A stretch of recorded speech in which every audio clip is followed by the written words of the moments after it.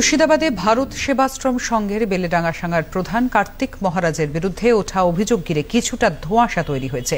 এবছর ২৬শে জুন রাতে নবগ্রাম থানায় গিয়ে ২০১৩ সালে চাকরির প্রতিশ্রুতি দিয়ে তাকে ধর্ষণ করা হয়েছে বলে দাবি করেন অভিযোগকারিনী। প্রথমে আগে বেলডাঙ্গায় এসেছিলাম, বেলডাঙ্গা থেকে উনি আমাকে ওইখানে পাঠিয়ে দিয়েছিলেন চানক স্কুলে, এবং আমাকে বলা হয়েছিল ওখানে তোমার একটা কাজ আছে, তুমি প্রাইমারিতে ঢোকো, সেখানে তুমি কাজ করবে। দিয়ে ওনার কথা মতন আমি ডিসেম্বরের শেষের দিকে আমি চলে গিয়েছিলাম এবং জানুয়ারি থেকে আমাকে জয়েন করানো হয়েছিল ওখানে। কোন সালে? 2013 সালে। এরকম আমার জুন মাস অবধি চলেছিল, একদম জানুয়ারি থেকে জুন মাস অবধি। উনি ওখানে যতবারই গেছেন ততবারই আমাকে বলেছিলেন যে আমি 15 দিন অন্তর তোমার কাছে আসবো। দিয়ে আমি সেটা তখন রাজি হয়েছিলাম, কারণ আমি দেখলাম যে আমি বাড়ি থেকে বাবার কথা না শুনে কিছুটা রাগ করে অভিমান করেও আমি বাড়ি থেকে ওই আশ্রমে চলে গিয়েছিলাম, আর কিছুটা নিজে ইনকাম করতে পারবো সেই আশাতেই আমি গিয়েছিলাম। হ্যাঁ, আর উনার শরণাপন্ন হয়েছিলাম, আমার জীবনের সবটাই উনার হাতে নির্ভর করছিল তখন। মানে উনার প্রস্তাবে রাজি হওয়া ছাড়া আমার কোনো উপায় ছিল না। অভিযোগকারিনী আজ জানান, মুখ্যমন্ত্রী মমতা বন্দ্যোপাধ্যায় এবং তৃণমূল কংগ্রেসের সঙ্গে যোগাযোগ রেখেই তিনি বিচার চাইছেন। এখানে আমাদের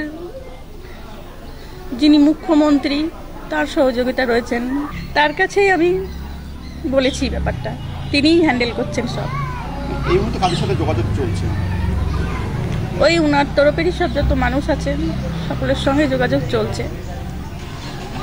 এবার অন্য দলের লোকও যদি আমার সঙ্গে যোগাযোগ করে তো হবে, অন্য দলের লোকও যারা যদি কেউ যোগাযোগ করে, দলটা তো কোনো ব্যাপার না, ব্যাপারটা হচ্ছে ব্যক্তিগত, বিষয়টা হচ্ছে ব্যক্তিগত ব্যাপার। এখানে অনেক দলের লোকজন আমার বিরুদ্ধে কথা বলবে, কিন্তু আমি পার্টি পলিটিক্স কিছু বুঝি না, যে যখন অন্যায়টা ঘটেছে তখন সুবিচার আশা করছি পাবেন না।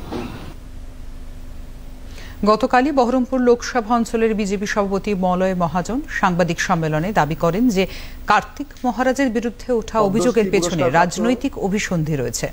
ভারত সেবাশ্রম সংঘের দায়িত্বপ্রাপ্ত শ্রী কার্তিক মহারাজের স্বামী কার্তিক মহারাজের বিরুদ্ধে যে অভিযোগ আনা হয়েছে তার প্রেক্ষিতে আমরা ভারতীয় জনতা পার্টি বহরমপুর জেলার পক্ষ থেকে বলতে চাই যে আমি নিশ্চিত যে তার বিরুদ্ধে যে অভিযোগ আনা হয়েছে সেটা সর্বৈব মিথ্যা। যদি বলেন আপনি কি করে নিশ্চিত হলেন, আমি এই কারণে নিশ্চিত হলাম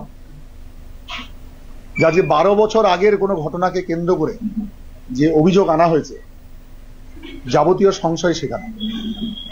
কারণ আমরা যদি হিসেব করি তাহলে অ্যান্ড্রয়েড সেটের যে জামানা সেটা আরো পেছনে, কারণ আজকের দিনে কোনো অভিযোগ প্রমাণ করার জন্য আরো ইত্যাদি ইত্যাদি যে বিষয়গুলোর প্রয়োজন হয়, কার্তিক মহারাজের ক্ষেত্রে সেই অভিযোগের নথি হিসেবে সেগুলো যাতে দরকার না হয় সেজন্য 12 বছর পেছনে যেতে হয়েছে অভিযোগকে খাড়া করবার জন্য।